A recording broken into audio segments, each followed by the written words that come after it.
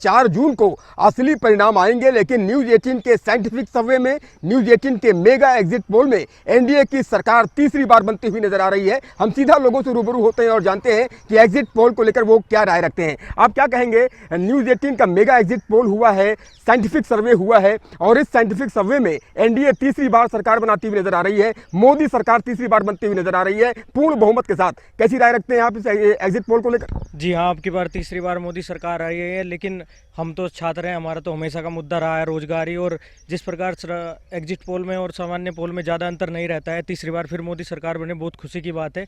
लेकिन सबसे ज़्यादा जो खुशी हमें तब होगी जब हमारा रोजगार का मुद्दा हल होगा। एग्जिट पोल आपने भी देखा होगा, अलग अलग सर्वेज हुए हैं और न्यूज 18 के साइंटिफिक सर्वे में, न्यूज 18 के साइंटिफिक मेगा एग्जिट पोल में सरकार तीसरी बार बनती हुई नजर आ रही है, मोदी सरकार तीसरी बार बनती हुई नजर आ रही है। क्या राय रखते हैं? और एग्जिट पोल ही एग्जैक्ट पोल साबित होने वाले?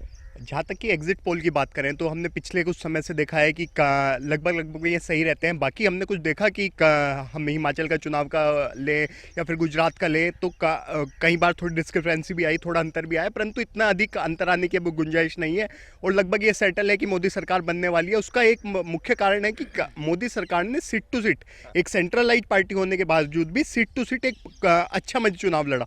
परंतु जब आप कांग्रेस की तरफ या इंडिया गठबंधन की तरफ देखते हैं तो उन्होंने एक सेंट्रलाइज चुनाव तो लड़ा, परंतु सीट बाई सीट वो इतना मजबूत नहीं लड़ पाए। इवन अगर हमारे मेरठ की बात करें तो मेरठ से दोनों एक क्लोज कंपटीशन है, एक बहुत मजबूत कंपटीशन हो रहा है। यहाँ से देखते हैं कि क्या परिणाम रहता है। पश्चिमी उत्तर प्रदेश में भी एग्जिट पोल में दिखाया गया कि सुपड़ा साफ हो रहा है एक तरह से विपक्ष का। तो आपको क्या लगता है कि जो है उत्तर प्रदेश में जिस तरह से एग्जिट पोल प्रेडिक्ट कर रहे हैं कि 71 सीट तक आ सकती है एनडीए की, तो निश्चित तौर पर एग्जिट पोल ही एग्जैक्ट पोल साबित होने वाले हैं? और जो मुद्दे थे, जिन मुद्दों के लेकर बीजेपी और एनडीए जनता के बीच में गई, वो मुद्दे जनता के दिल में घर कर गए? जी बिल्कुल, एग्जिट पोल हर बार कारगर साबित हुआ है और हमारा तो ये है कि जो भी सरकार बने उसमें, जैसे हम छात्र, जैसे भाई साहब ने कहा है कि सबसे बड़ा मुद्दा हमारे लिए रोज़गार का है, तो सबसे कोई भी सरकार बने हमें उससे यही उम्मीद है कि हमारा ये मुद्दा हल करें। और आप क्या कहेंगे? एग्जिट पोल ही एग्जैक्ट पोल साबित होने वाले हैं। 4 जून को परिणाम आएंगे और बीजेपी लगातार ये नारा लगाती रही 4 जून 400 पार, और अब 4 जून की तारीख बस आई गई, चंद घंटे शेष रह गए। 400 पार तो नहीं, 300 पार तो पहले से ही सजेस्ट है। अच्छा, हाँ 300 पार तो होगा ही होगा। और मोदी सरकार? हाँ मोदी सरकार तो आ ही रही है, वो तो पहले से ही आ रही है। तो आप लोगों ने क्या तैयारी की है 4 तारीख के लिए, जब सरकार बन जाएगी, नई सरकार? लड्डू बनवा रहे हैं। सरकार तो पहले से ही बनवा रहे हैं हम। कह रहे हैं लड्डू बनवा रहे हैं? हाँ लड्डू बनवा रहे हैं, त्यागी जी ने ऑर्डर दे दिया है।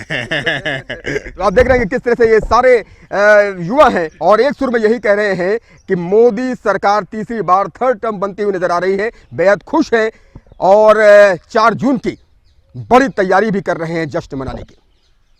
मैं ये कहना चाहता हूँ, पहले तो जो भी सरकार आ रही है उसके लिए हार्दिक शुभकामनाएं देना चाहूँगा मैं उससे। उसके बाद मेरा छात्र होने के नाते एक ये सुझाव है कि जो वादे और जो विश्वास उन्होंने हमें दिलवाया कि वो उस पर पूर्ण उतरे, और जिसकी भी सरकार बने मैं उसे हार्दिक शुभकामनाएं देना चाहूँगा।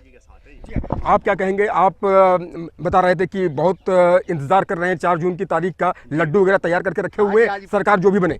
सरकार बन रही है, मोदी जी की सरकार बन रही है और लड्डू का ऑर्डर दे दिया है रामनाथ जी के यहाँ पे। लड्डू का ऑर्डर दे दिया और लड्डू तैयार होने वाले हैं। और त्यागी जी ने डायलॉग भी दे दिया है कि कांग्रेस को मोदी जी उड़ाकर ले जाएंगे। कौन सा गीत आप गा रहे थे? कौन सा गीत तैयार किया भाई? बता दिया अपनी राग में बताइए ना। कांग्रेस को तो ले ही जाएंगे, पहले से ही लेकर के जा रहे हैं। आप क्या कहेंगे? क्या मुद्दा इस बार जनता के दिल में घर कर गया? जैसे लॉ एंड ऑर्डर का मुद्दा, कानून व्यवस्था का मुद्दा उत्तर प्रदेश में कितना बड़ा मुद्दा था, या फिर तमाम अन्य मुद्दे थे जिनके सहारे एनडीए और बीजेपी गई जनता के बीच में, वो मुद्दे जनता के बीच में दिल में घर कर गए? देखो, डेवलपमेंट तो हो ही रहा है, बीजेपी कर रही है, लेकिन बच्चों का एम्प्लॉयमेंट भी सोचना चाहिए, उसको कैसे होएगा। तो बाकी सब ठीक है, वैसे बीजेपी आ रही है। अच्छा, आप ये बताइए, आप लोग पीछे क्या भाईचारे से बात कर रहा हूँ, आप क्या कहेंगे? क्या मुद्दा जनता के दिल में घर कर गया इस बार? बहुत सारे हैं जी, राम मंदिर का है, बाकी सड़कें अच्छी हो रही हैं जो काफ़ी समय से नहीं हुई थी, और बाकी डेवलपमेंट जैसा बता रहे हैं कि चल ही रहा है, और बाकी आपने सब बता ही दिया है। क्या लगता है कौन कौन से मुद्दे जनता के दिल में घर कर गए? ऐसा है, देखो, आदमी सरकार किसी की भी है, डेवलपमेंट तो नेसेसरी है, आदमी हर कोई करेगा। ऐसा नहीं है कि अगर कांग्रेस की सरकार होती है वो डेवलपमेंट नहीं करती, या बीजेपी ने कोई आकर के, ये तो इनका कार्य है और कार्य की, ठीक है, कार्य की प्रशंसा करो, पर इसका इतना बड़ा चढ़ा के ना बताओ कि इनकी वजह से ही ऐसा हुआ है, ऐसा नहीं कह सकते। आप क्या कहेंगे? 2 जोड़ियां थी, एक तरफ नरेंद्र मोदी जी की जोड़ी और योगी जी की जोड़ी थी, और दूसरी तरफ राहुल गांधी की जोड़ी और अखिलेश यादव की जोड़ी थी। कौन सी जोड़ी ज़्यादा दमदार देखी आप? दमदार जोड़ी तो भैया राहुल गांधी की है, क्योंकि दमदार जोड़ी इसलिए है क्योंकि वो पढ़े लिखे लोग हैं, समझदार लोग हैं, मुद्दे की बात करते हैं, फोटो नहीं खिंचवाते। पर जनता के दिल में जो घर कर गया वो है मीडिया। मीडिया जनता के दिल में घर कर गया, क्योंकि जैसी छवि आप लोगों ने बना दी है, जैसी छवि आप लोगों ने प्रस्तुत कर दी है, वैसी ही छवि लोगों को दूसरे पक्ष को दिखाया ही नहीं गया, दिखा ही नहीं रहे हो। एक आदमी पूरे हिंदुस्तान में यात्रा कर रहा है। को क्या होने वाला है 4 जून को? आप क्या 4 जून को कुछ भी हो, 4 जून को कुछ भी हो जाए, जिसकी भी सरकार आएगी, सरकार हिंदुस्तान में काम करेगी। कोई भी हिंदुस्तान में रह करके हिंदुस्तान को मार नहीं सकेगा। कोई भी आएगा, हम विपक्ष में रहेंगे, जो भी लोग विपक्ष में रहेंगे वो विपक्ष में दमदार तरीके से रहेंगे। और गांधी जी की तरह अगर मैं अकेला भी रह जाऊंगा तब भी विपक्ष में ही रहूंगा। आपको क्या लगता है कि इस बार के चुनाव में सबसे बड़ा मुद्दा आपको क्या लगता है? जैसे मान लीजिए कि तमाम मुद्दे थे, राशन का मुद्दा एक बड़ा मुद्दा सिर चढ़ करके बोला है, लॉ एंड ऑर्डर का मुद्दा, महंगाई, रोजगार का मुद्दा एक बड़ा मुद्दा रहा है। होना भी चाहिए और है भी ये, क्योंकि जो अनएम्प्लॉयमेंट है, जब तक लोग बाग एम्प्लॉयमेंट नहीं लेंगे, जब पकोड़ा बनाना एम्प्लॉयमेंट नहीं है, पहली बात तो मैं ये क्लियर कर दूं, पकोड़ा बनाना किसी भी प्रकार से एम्प्लॉयमेंट नहीं है। जब तक लोगों को रोजगार नहीं मिलेगा, युवा शक्ति ऐसे खड़ी रहेगी, तब तक कुछ भी नहीं होगा। आप बात करते रहें, शिगुफे छोड़ते रहें, 5 किलो राशन के बजाय 10 किलो राशन बांट दें। इस बार अगर राशन बांट रहे हैं तो एक बार राशन के जो ये खरीदार हैं उनसे भी पूछ लेना कि सरकार कितना राशन खरीद पा रही है पिछले 3 वर्षों में। उस बात को नहीं देख रहे, पर जो पुराना स्टॉक था वो सब बांट दिया गया है। अब भी बांट देंगे, रोक भी लेंगे, कुछ भी करेंगे, पर राशन से देश नहीं चलने वाला। देश चलेगा रोजगार से, महंगाई कम करने से, मुद्दों पे बात करने से, पढ़ाई देने से। बहुत अच्छी बात आपने कही कि ये मुद्दे हैं जो असली मुद्दे, जो ग्राउंड के मुद्दे हैं, जिन पर बात होनी चाहिए। क्या कहना चाहते हैं? अब साहब इन्होंने कहा कि ये अपने राहुल गांधी जी को दिखाया नहीं जाता। आप बताइए, सारे के सारे मीडिया चैनल उनके पास गए जी आप इंटरव्यू दें। एक इंटरव्यू राहुल गांधी ने दिया, एक इंटरव्यू प्रियंका गांधी ने दिया, नहीं, पर उन्हें दिखाया नहीं जाता। एक इन्होंने शगुफा पकड़ रखा कि मीडिया दिखाती नहीं। अरे मीडिया तो जब दिखाएगी जब आप मीडिया पर आएंगे, मीडिया पर आपको आना नहीं है। चुनाव को अपना एक तरीके से, या तो हम लड़ेंगे टोटल सोशल मीडिया पे, या हम लड़ेंगे मीडिया पर। यार आप सीट टू सीट चुनाव लड़िए, सीट पर आप कितना दिख रहे हैं। आप पश्चिमी उत्तर प्रदेश की बात करें, पश्चिमी उत्तर प्रदेश में राहुल गांधी जी की कितनी रैली हुई? मोदी जी ने 4 रैलियां करी। अरे जब मोदी जी की रैली में मोदी जी को सुनने, उनकी चीज़ों को सुनने लोग जाएंगे तो जब भी तो मोदी जी के साथ लोग जुड़ेंगे। राहुल गांधी जी सिंगल एक रैली नहीं है पश्चिमी उत्तर प्रदेश में, और फिर कह दो कि राहुल गांधी जी के नाम पर वोटर उनका वो है। नहीं, बात रैली की है ही नहीं कुछ भी। बात यह है कि आप जब, हाँ, इंटरव्यू की बात आई, मैं ऐसे बताऊं, इंटरव्यू जब कहा था, जो चीफ सुप्रीम कोर्ट के रिटायर्ड जस्टिस थे, उन्होंने एक कमेटी बनाई थी। उन्होंने कहा था कि आप जो है डिबेट कर लो, ऑनलाइन आकर के डिबेट कर लो। राहुल गांधी के पास भी उसे लेकर के लोग गए, उन्होंने एक कमेटी बनाई थी। मुझे लगता नहीं कि उससे साफ कमेटी कोई हो सकती है जिसमें एक रिटायर्ड चीफ तो नहीं थे, शायद रिटायर्ड जस्टिस थे। उन्होंने उनके लिए वहाँ वो भेजा, एक वो जो था, क्या कहते हैं, इन्विटेशन भेजा था। राहुल गांधी ने खुले मन से कहा कि ठीक है, जब भी आप चाहो, जब हम डिबेट करने के लिए तैयार हैं। वहाँ से कोई आया ही नहीं आज तक भी, वहाँ से किसी प्रकार का साहब ये जो आप जो चुनाव की व्यवस्था बता रहे हैं वो प्रेसिडेंशियल सिस्टम में होती है कि प्रेसिडेंशियल सिस्टम में एक बार बात सुन लीजिएगा। आप दोनों, हाँ, दोनों कैंडिडेट खड़े होंगे। फर्स्ट आप डिसाइड करो कि इंडिया गठबंधन से आपके प्रेसिडेंशियल कैंडिडेट या prime minister candidate Rahul Gandhi है, तो हाँ, मोदी जी तैयार, उनसे क्या नाम है, नेक टू नेक उनसे अपना संवाद करेंगे। परंतु आपके यहाँ लड़ने वाले ही इतने हैं, तो मोदी जी कल को अखिलेश यहाँ से खड़े होकर आ जाएंगे, वहां से ममता बनर्जी आ जाएंगे। अरे भाई, एक अपना कैंडिडेट बता दो, उससे मोदी जी भी अपना वो कर लेंगे। जिस तरह से 2 जोड़ियों की मैं बात कर रहा हूं, एक तरफ प्रधानमंत्री नरेंद्र मोदी जी की जोड़ी, योगी जी की जोड़ी, और दूसरी तरफ राहुल गांधी और अखिलेश की जोड़ी। तो ये जोड़ियों का चुनाव था उत्तर प्रदेश में। अगर 80 लोकसभा सीटों की बात की जाए तो कौन दमदार जोड़ी थी? दमदार तो ये है जी, देखो 2 बार तो योगी जी मुख्यमंत्री बन ही चुके हैं। उसके बाद में ऐसा नहीं है कि समीकरण हमेशा बदलते हैं, अनुमान लगाया जाता है, पर अनुमान सटीक हो ये कहीं भी लिखा नहीं है।